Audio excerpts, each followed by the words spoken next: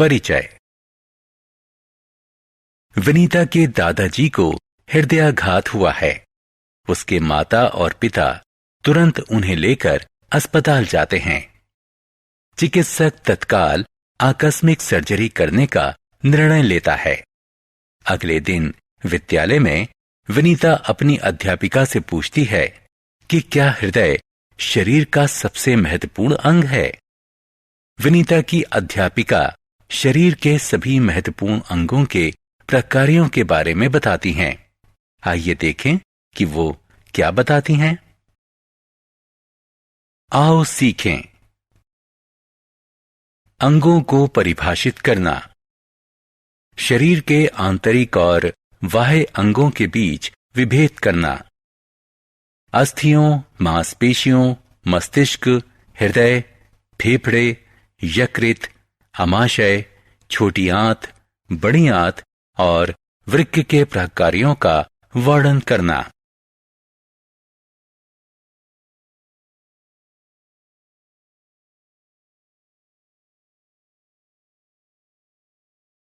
अंग।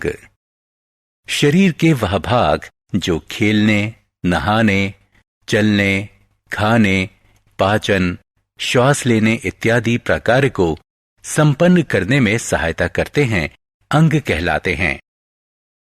शरीर पर उनकी उपस्थिति के अनुसार अंगों को आंतरिक और बाह्य अंग के रूप में वर्गीकृत करते हैं। आइए शरीर के आंतरिक और बाह्य अंगों के बारे में और अधिक जानें।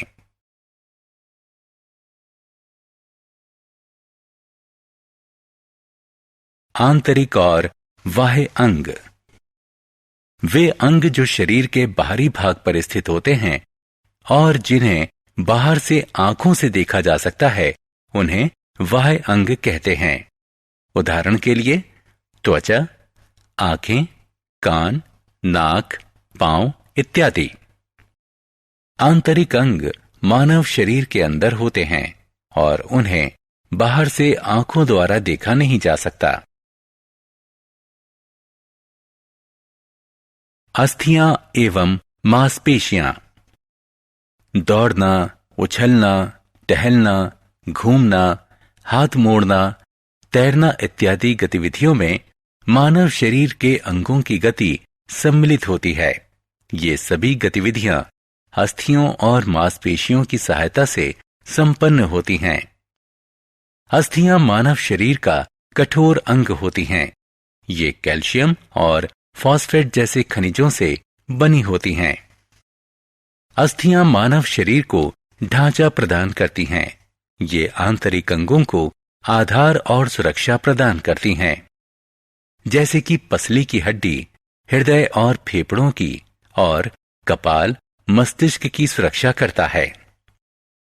पसली की हड्डी और कपाल दोनों ही अस्थियों से बनी संरचना हैं। हम केवल अस्थियों के सहारे गति नहीं कर सकते, बल्कि मांसपेशियां अस्थियों को एक दूसरे से जोड़ती हैं और गति को संभव बनाती हैं।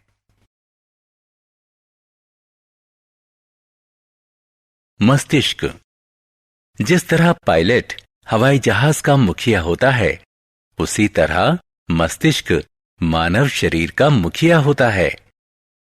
मानव मस्तिष्क अस्थियों की बनी एक संरचना से ढका होता है, जिसे कपाल कहते हैं। मस्तिष्क मानव शरीर की सभी गतिविधियों जैसे सोचना, देखना, चलना, बोलना और शयन को भी नियंत्रित करता है। हृदय। मानव हृदय मानव शरीर के केंद्र के थोड़े बाएं तरफ दोनों फेफड़ों के बीच के वक्ष विवरों में स्थित होता है। इसका आकार शंकु जैसा होता है। मानव शरीर का आमाप बंधी हुई मुट्ठी जितना होता है। यह मांसपेशियों की थैली होती है, जो ऑक्सीजन और दूसरे पौष्टिक पदार्थों से युक्त रक्त को पूरे शरीर में पहुंचाने के लिए उत्तरदायी होती है। मानव हृदय 1 मिनट में 72 बार धड़कता है। यह बिना थके लगातार कार्य करता है।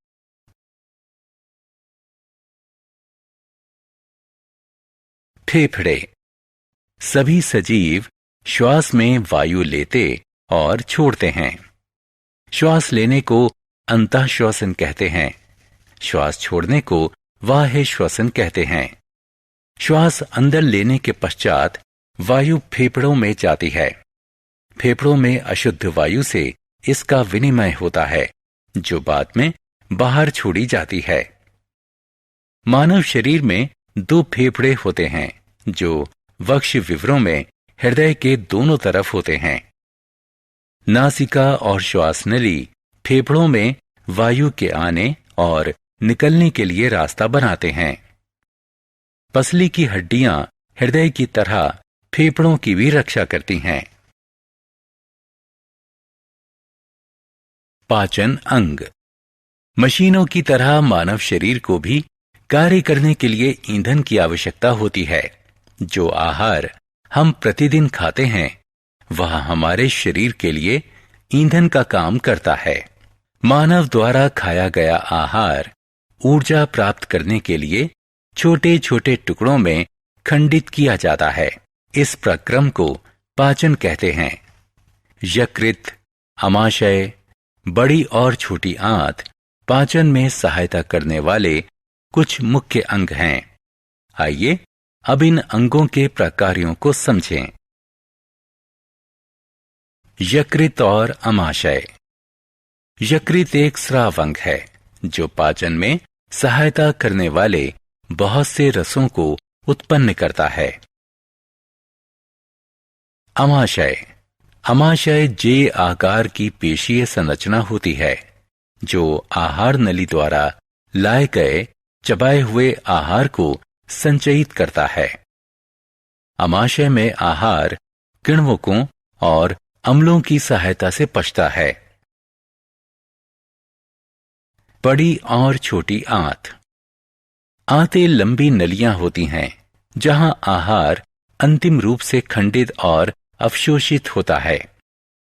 छोटी आंत लंबी कुंडलित नली होती है जहां पचा हुआ आहार पूरी तरह खंडित होता है और रक्त में अवशोषित होता है।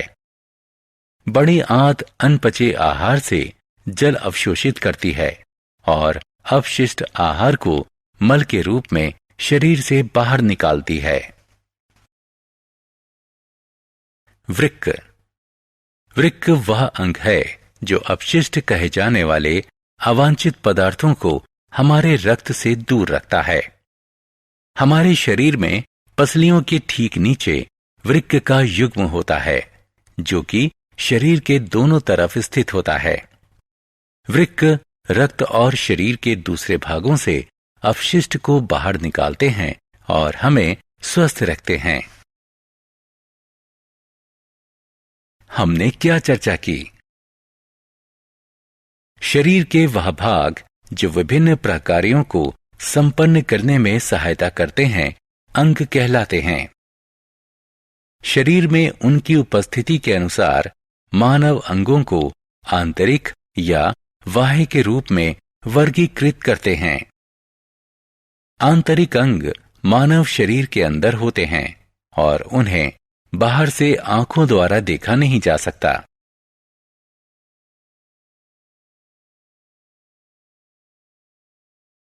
बाह्य अंग शरीर के बाहरी भाग में होते हैं और इन्हें बाहर से आंखों द्वारा देखा जा सकता है।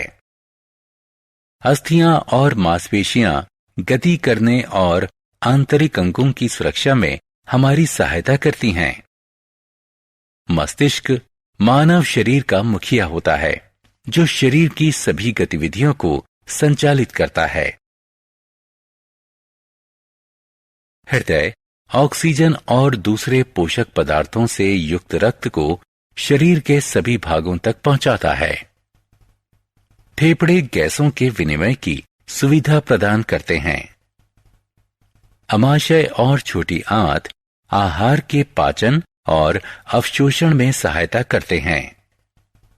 बड़ी आंत और वृक्क अपशिष्ट पदार्थों को बाहर निकालते हैं और हमें स्वस्थ रखते हैं।